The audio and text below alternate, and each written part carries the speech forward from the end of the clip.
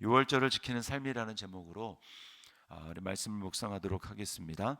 자, 오늘 1절에 보니까 여호와께 유월절을 지켜 유월절 어린 양을 잡으니라 이렇게 얘기하고 19절 끝에도 이 유월절을 지켰더라 이렇게 말을 하고 있습니다. 그리고 평가하기를 사무엘 선지자 이후로 이와 같이 유월절을 지키지 못했다 이렇게 얘기를 한 걸 보니까 이 왕들의 시대에는 뭐 다윗을 포함해서 모든 왕들 다 이제 해도 요시아처럼 이렇게 하나님 앞에 대대적으로 성대하게 유월절을 지키지 못했다 이렇게 얘기를 합니다. 아마 사사 시대에 그렇게 드린 적도 없을 것 같고요. 이제 첫 유월절을 제정하고 출애굽할 때나 아니면 이제 뭐 광야에 있을 때 언제나 그때 이렇게 대대적으로 드린 이유로 이제 유월절을 이렇게 평가하고 있습니다. 자, 이제 오늘은 뭐 히스기야 때도 이제 유월절을 굉장히 성대하게 치렀다. 이스라엘에서 북이스라엘에서 내려온 사람들까지도 같이 드렸다 우리가 알아봤는데요. 오늘은 그래서 유월절을 지킨다라는 것을 좀 다시 이제 원래 어떻게 하나님이 유월절을 제정하고 그렇게 하셨는지를 우리가 좀 돌이켜 보면서 다시 좀 상기하려고 합니다. 유월절을 지킨다라는 게 도대체 무슨 뜻인가? 오늘날을 살아가는 신약 시대에 우리에게는 어떤 의미가 있는가?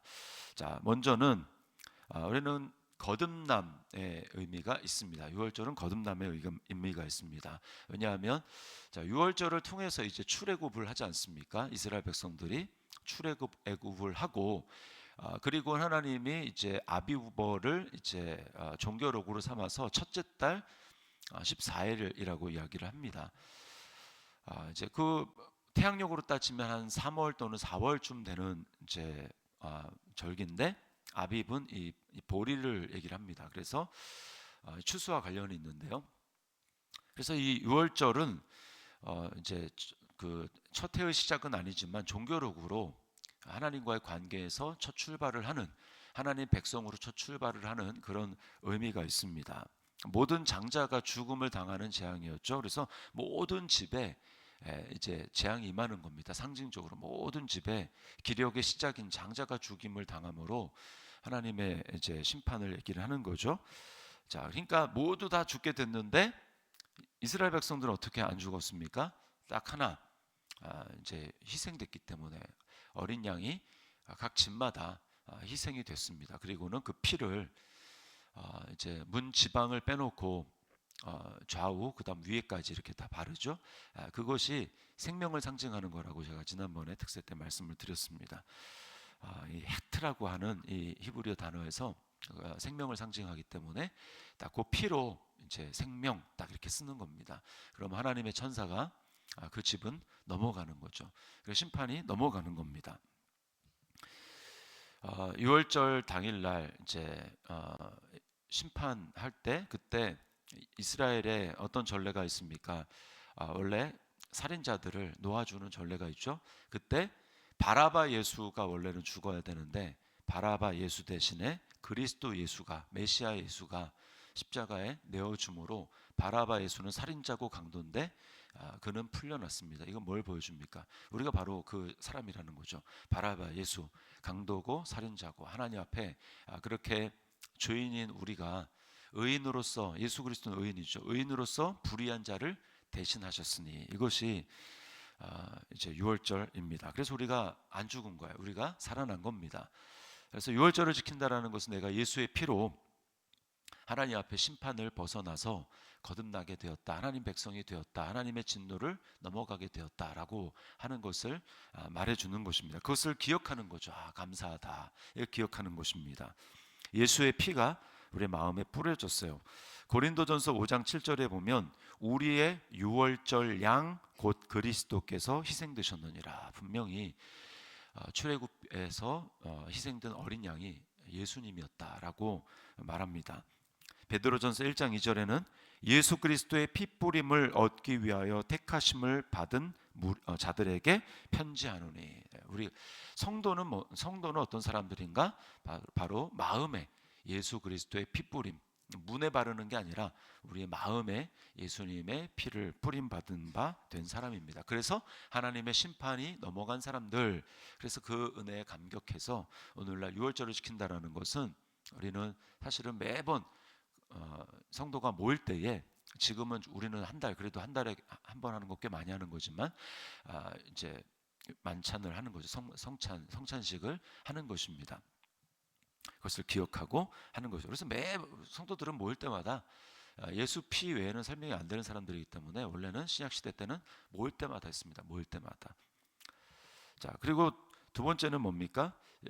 유월절과 무교절은 같이 지키는 거라고 그랬죠. 오늘도 7일을 이어서 무교절을 지냈다 이렇게 얘기를 하고 있는데, 이 무교절은 이제 두 가지 의미가 있습니다. 다 연결되는 거지만 죄를 상징합니다. 이 누룩은 죄를 상징해요. 그래서 누룩 들어가지 않는 빵을 먹는다. 무교절이잖아요. 그래서 이것은 죄가 없는 삶을 사는 것을 얘기를 합니다. 이제 예수 믿고 핏부림을 받아서 우리가 거룩해졌는데 앞으로 계속해서 거룩한 삶을 살겠다라는 거예요. 그래서 고린도전서 5장 7절에 너희는 누룩 없는 자인데 새 덩어리가 되기 위하여 묵은 누룩을 내버리라. 이 말은 죄를 멀리하라.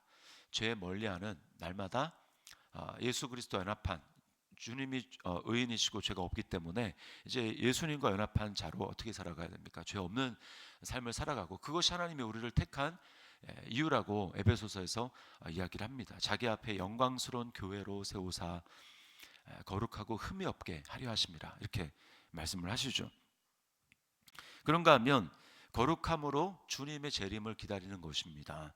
왜냐하면 무교병을 먹은 이유가 이제 더 이상 죄와 함께 먹고 뒹굴고 살았던 그 애굽에서, 우상이 득실거리는 그 애굽에서 떠나는 거잖아요. 그러니까 무교병을 먹음으로, 왜 그 무교병을 먹었냐면 빨리 출발해야 되기 때문에, 막 누룩 넣고 막 이렇게 부풀릴 시간이 없어요. 그러니까 빨리 이제 그 유월절 지낸 다음에 빨리 이제 이렇게 나와야 되기 때문에, 그래서 무교병을 먹은 이유가 그거거든요. 그러니까 뭡니까? 우리에게 상정해 봤을 때는 죄를 멀리한다.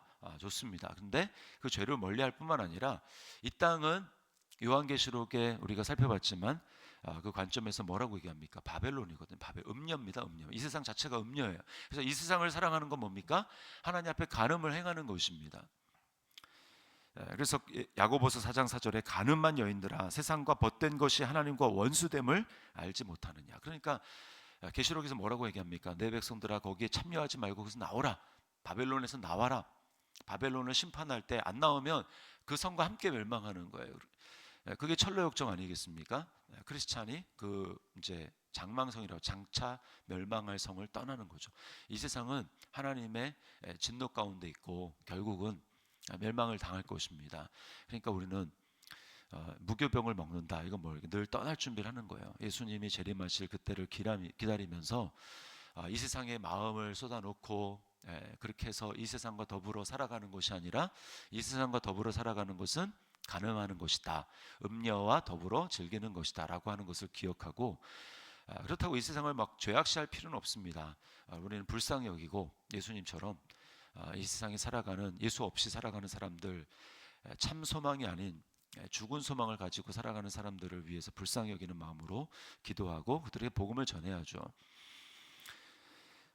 그게 바로 무교병을 먹는 의미입니다. 죄를 멀리하고 재림을 기다리는 삶을 살아가는 거죠. 자, 그리고 세 번째는 뭐냐? 주님의 몸을 세우기 위해 헌신하는 것입니다. 주님의 몸을 세우기 위해 헌신하는 것. 그러니까 오늘 7절부터 9절이 이제 그걸 얘기를 합니다. 먼저 요시야의 헌신이 있었어요. 히스기야보다 훨씬 더 많은 이 제물을 자기 이제 사제로 이렇게 내어놨습니다. 그걸 보고 또 방백들이 똑같이, 이제 규모는 좀 더 적지만 헌신합니다. 그걸 보고 성전의 관리자 된 사람 몇몇이 또 헌신합니다. 그걸 보고 또 레위인 지도자들이 헌신합니다. 이게 7절에서 9절이 얘기를 하는 내용이요. 뿐만 아니라 오늘 특별히 레위인들이 헌신을 많이 하는데, 레위인들이 이제 14절에 보니까 그 후에 자기와 제사장들을 위해 준비했다라고 하는데, 너무 엄청난 재물이다 보니까 제사장들이 계속해서 피, 그 다음에 기름 막 분리하고 하는 그 일에 계속해서 있다 보니까 정작 제사장 자기들이 유월절 먹을 이 음식을 준비하지 못합니다. 그러니까 레위인들이 대신해 주는 거예요. 레위인들이. 그리고 또 15절에 보니까 노래하는 자들, 그 다음에 문지기 뭐 이런 사람들이 자기 일을 그 할 때 그 일을 하면서 유월절 제사 음식 못 준비하니까 레위인들이 그들 것까지 다 해줬다라고 하는 겁니다. 그러니까 각자 자기에게 역할을 이제 성전에서 하는데 나머지 사람들을 위해서 레위인들이 헌신했다 이렇게 얘기를 하는 거잖아요. 그러니까 뭘 얘기를 하는 겁니까? 모두가 다 자기 각자 성전에서 해야 될 일들을 감당하면서 주님의 몸을, 신약으로 얘기하면 주님의 몸을 섬기는 겁니다. 하나님께서 주신 그 직무대로 섬기는 거죠. 주님의 몸을 섬기는 것. 주님은 부활하신 다음에 제자들에게 나타나서 특별히 베드로에게 나를 사랑하느냐, 사랑합니다. 그랬더니 내 양을 먹이라 이렇게 주님 말씀하시죠. 이것이 예수님을 알고 주님을 사랑하는 사람들에게 주님이 말씀하는 겁니다. 내 양을 먹여라, 내 양을 돌보라 이렇게 주님이 말씀하는 거죠.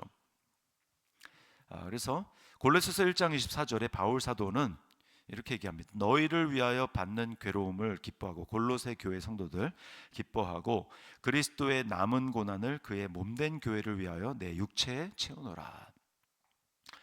이것이 바울뿐만 아니라 예수님을 사랑하는 모든 사람들의 삶입니다. 교회를 위해서 남은 고난, 예수님의 남은 고난, 그것을 내 몸에 채우겠다. 초대교회 성도들의 헌신을 보십시오. 사도행전 4장에 보면 믿는 무리가 다 한 마음과 한 뜻이 되어 모든 물건을 서로 통용하고 자기 재물을 조금이라도 자기 것이라 하는 이가 하나도 없더라. 오늘 이제 왕부터 시작해서 헌신했던 것처럼 이 초대교회 성도들이 헌신합니다. 그리고 마지막은 이제 주님의 몸을 세우는 것과 연관되는데 주의 복음을 전하는 삶입니다. 주의 복음을 전하는 것. 이것도 주님의 몸과 연결이 되어 있어요. 주님이 생각하기에 내 몸은 이 정도다, 사이즈가 이 정도다 딱 생각하는 것이 있습니다. 예정한 사람들이 있습니다. 그 사람들이 다 구원받아야 됩니다. 하나님은 모든 사람이 다 주님께 돌아오기를 바라시죠. 그래서 우리가 복음 증거를 열심히 해서 주님의 몸이 이제 커져가야 됩니다. 이게 에베소서 2장 후반부에서 얘기하는 거죠. 함께 지어져 가느니라. 주님이 생각하는 여기에 들지 않은 내 백성이 있다, 내 양이 있다. 주님이 그렇게 말씀하시고 요한복음 17장에 그들을 위해서 기도하시잖아요. 내가 기도하는 것은 이들만이 아니라 이들을 통해서 아버지께로 돌아올 자들도 위해서 기도합니다. 주님이 그렇게 기도하는데 그것이 우리의 기도가 돼야 되고 그것이 우리의 또 헌신이 돼야 됩니다. 복음을 전해서 예수 믿지 않는 사람들, 그들이 예수님의 몸에, 왜냐하면 예수님은 그들을 위해서도 죽으셨기 때문에 그들에게 주의 복음을 전하고 예수님 안으로 들어오도록, 예수님의 몸이 되도록 해야 합니다. 복음을 증거하는 삶, 이것이 바로 주님이 원하신 거예요. 그래서 고린도전서 11장 26절에 너희가 이 떡을 먹으며 이 잔을 마실 때마다 주의 죽으심을 그가 오실 때까지 전하는 것이니라, 이렇게 말씀을 하고 있습니다. 그래서 오늘 이 말씀을 기억하면서 날마다, 사실은 우리가 날마다 성찬식을 해야 됩니다. 모일 때마다 성찬식을 하면서 내가 예수님 때문에 살았다, 그리고 내가 예수님을 사랑한다, 그 주님을 사랑하기, 주의 몸을 사랑하고 또 주님의 오시기를 사모하고 거룩한 삶을 살아가고 헌신하고 주님 몸을 위해서 헌신하고 또 바깥으로는 만나는 때마다 복음을 전하는 그런 삶, 오늘 유월절을 지키는 삶을 우리 주님 앞에 살아가는 우리 저와 여러분의 삶이 될 수 있기를 주님의 이름으로 축원합니다.